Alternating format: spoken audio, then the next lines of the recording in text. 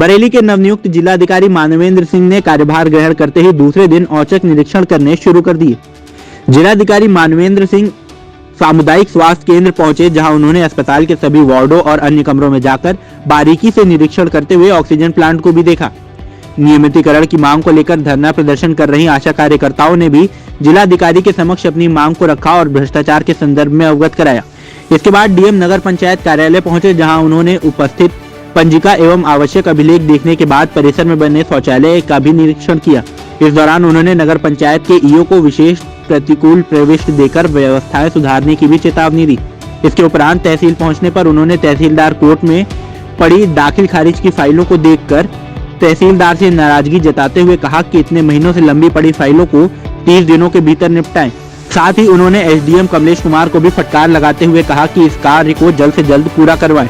मीरगंज के model परिषदीय school में DM के पहुंचने पर मध्याह्न भोजन के बारे में स्कूल के शिक्षकों ने उन्हें बताया कि यहां पर मिड डे मील एनजीओ के माध्यम से बनकर आता है, जिसकी गुणवत्ता ठीक नहीं है।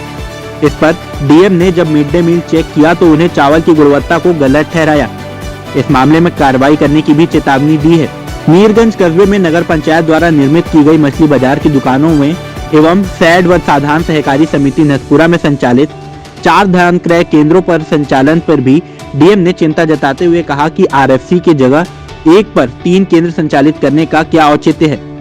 उन्होंने संबंधित इंचार्ज को फटकार लगाते हुए सभी अधिकारियों को अपना कार्य ठीक से करने की चेतावनी दी है।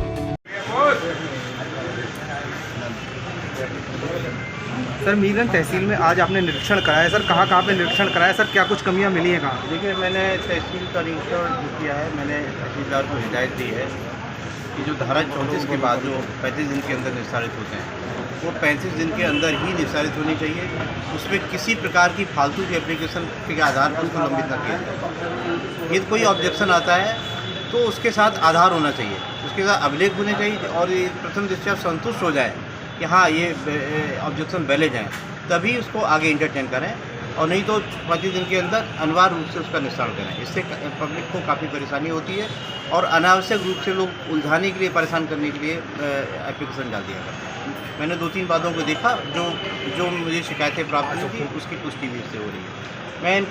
मैं सभी तहसीलों में मैं आदेश जारी कर रहा हूँ, 1 महीने का ड्राइव चला के ये लोग इस तरह के मुकदमों को समाप्त करेंगे। और इसके पश्चात यदि मैं जाता हूँ और मैं निरीक्षण में पाता हूँ कि इस तरह की बात लंबित है, तो मैं फिर अधिकारी विरुद्ध कार्रवाई करूँगा। सर, आपका निरीक्षण नगर पंचायत सीएससी और नगर पंचायत में जो वहाँ का जो ईओ था वो काफ़ी लापरवाह टाइप का अफसर मुझे नजर आया, और मैंने उसको विशेष दृष्टि मैं उसको दे रहा हूँ, क्योंकि मैंने कुछ अभिलेख जो वसूली संबंधित मांगे वो मुझे दिखा नहीं पाया। सर, प्राथमिक विद्यालय में मिड डे मील में कुछ गुणवत्ता में कमी पाई गई है। उसकी मैं देखने में मुझे लग रहा है कि चावल ठीक नहीं है। दाल तो ठीक लग रही थी मुझे, लेकिन चावल की गुणवत्ता ठीक नहीं थी। मैं उस एनजीओ से बात करूंगा और भविष्य में उनका अनुबंध कैसे हुआ है, यदि इसी तरह की शिकायतें हैं, जैसे कि वहाँ स्टाफ बता रहा था, और भी कई शिकायतें हैं, तो मैं उनके अनुबंध को निरस्त करने की विचार करूँगा। सर, धान क्रय केंद्र पर भी आप गए थे, वहाँ पे कुछ किसान धान क्रय केंद्र पर दोनों तरह की चीज़ें हैं। किसान में खराब धान को भी विक्रय करने का दबाव बनाते हैं, वो चीज़ नहीं होनी चाहिए।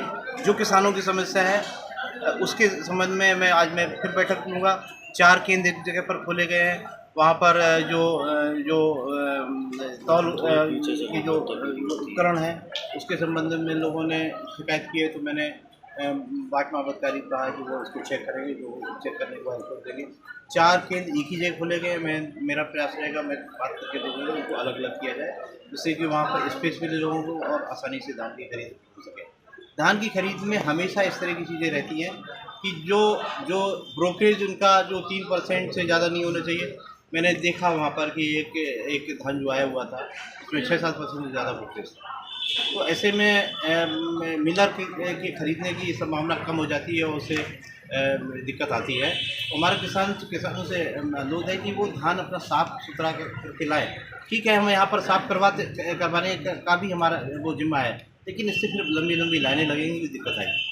तो अपना साफ़ करके ही लाएँ, और 17 से 18% तक के मॉइस्चर है तो भी हम लोग खरीदवा देंगे, लेकिन 18% से ज़्यादा मॉइस्चर है उसको सुखा के। सर अभी प्राकृतिक आपदा आई है, बरसात आई है, जिसमें कि मीरगंज तहसील के चारों तरफ नदियां हैं, जिसमें किसानों की काफ़ी मतलब फसल बर्बाद हुई है। सर उसका निरीक्षण करेंगे सर, क्या कुछ मुआवजा दिया जाएगा? देखिए, मैं लगातार हमारे लेखपाल जो है निरीक्षण कर रहे हैं। मैंने डीडी एग्रीकल्चर को बता दिया। मैंने कल बैठक की थी। जो जिन लोगों ने अपना बीमा कराया है, मैं उन समस्त किसानों का निरीक्षण करवाऊँगा, जिससे कि उनको जो बीमा से उनको लाभ मिलना चाहिए और उसका फिर प्रचार होना चाहिए।